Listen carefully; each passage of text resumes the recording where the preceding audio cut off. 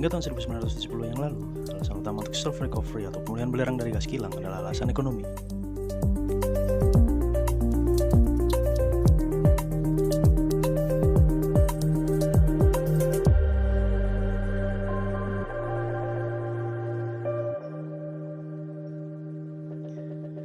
Di kilang-kilang tersebut, umumnya persentase pemulihan belerang yang didapat adalah sekitar 90-93%. Sedangkan, implementasi federal dan negara-negara sekarang membutuhkan pemulihan sekitar 99% atau lebih sulfur dalam gas kilang.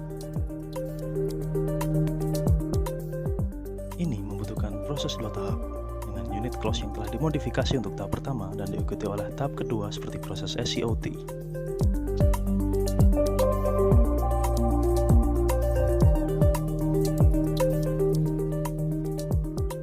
Lalu, bagaimanakah berjalannya proses tersebut?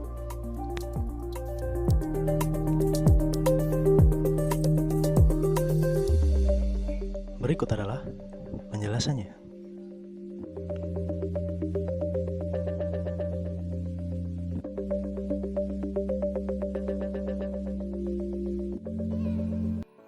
Baiklah, saya Noval Firdaus. Di sini saya akan menjelaskan sedikit tentang diagram sulfur recovery process.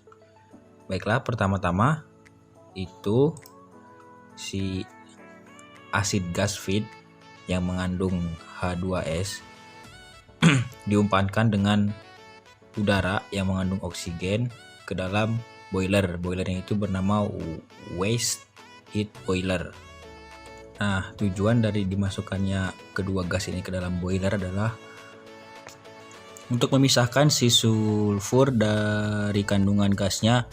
Nah, kemudian hasil pembakaran ini masuk ke sulfur kondensor untuk didinginkan pada suhu kisaran 400 sampai 500 derajat Fahrenheit. Nah, di keluaran dari sulfur kondensor ini itu adalah padatan sulfur tapi masih mengandung gas. Oke, setelah itu setelah dingin, bahan itu kemudian dipanaskan kembali melalui reheater unit. Nah, tujuan dari pemanasan ini adalah untuk menghilangkan sisa gas yang masih terkandung di dalam sulfur tersebut.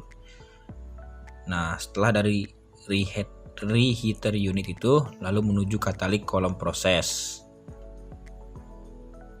Nah, katalis yang digunakannya yaitu Al2O3 atau yang disebut aluminium oksida. Nah, hasil keluaran dari katalis unit ini yaitu sulfur yang tidak mengandung gas. Kemudian produk dari katalis unit ini didinginkan di kondensor untuk diturunkan suhunya dan dihasilkan padatan sulfur. Karena reaksi yang tak sempurna pada katalis kolom sebelumnya, maka produk tersebut dimasukkan kembali ke reheater untuk dihilangkan kandungan gas yang masih ada pada sulfur. Diulangi proses tersebut hingga benar-benar memperoleh sulfur murni tanpa ada kandungan gas sedikit pun. Selanjutnya kita beralih pada proses scout. Proses scout merupakan proses lanjutan dari proses Claus, di mana pada unit gas tel Claus masih mengandung sejumlah kecil karbon disulfida dan karbon disulfida, selain hidrogen, sulfida, dan sulfur dioksida. Jadi, dalam proses scout cell, gas ekor Claus dikombinasikan dengan jumlah hidrogen yang relatif kecil atau campuran karbon monoksida ditambah hidrogen dan dipanaskan hingga sekitar suhu 250 sampai dengan 300 derajat Celcius.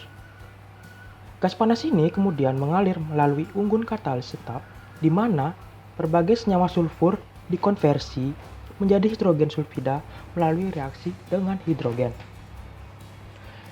Kemudian efluen reaktor didinginkan sampai suhu sekitar dan hidrogen sulfida secara selektif diserap dari gas dengan pelarut amina berair. Kemudian hidrogen sulfida diregenerasi dari pelarut dalam amina konvensional dan setelah itu akan didaur ulang kembali ke unit Claus.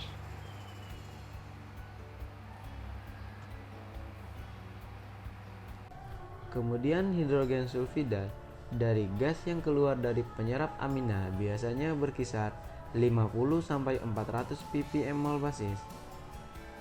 Gas ini dibakar untuk mengubah hidrogen sulfida menjadi sulfur dioksida sebelum dibuang. Pemulihan lebih dari 99% dapat diperoleh dengan penambahan unit pemrosesan gas ekor seperti proses ACOT. Penambahan unit ACOT meningkatkan biaya fasilitas pemulihan belerang dengan faktor sekitar 2,0.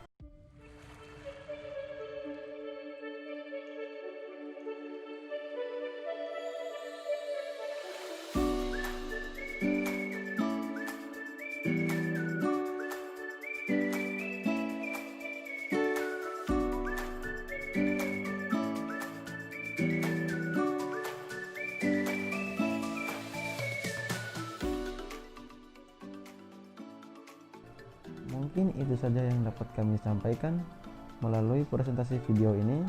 Lebih dan kurangnya kami mohon maaf. Wassalamualaikum warahmatullahi wabarakatuh.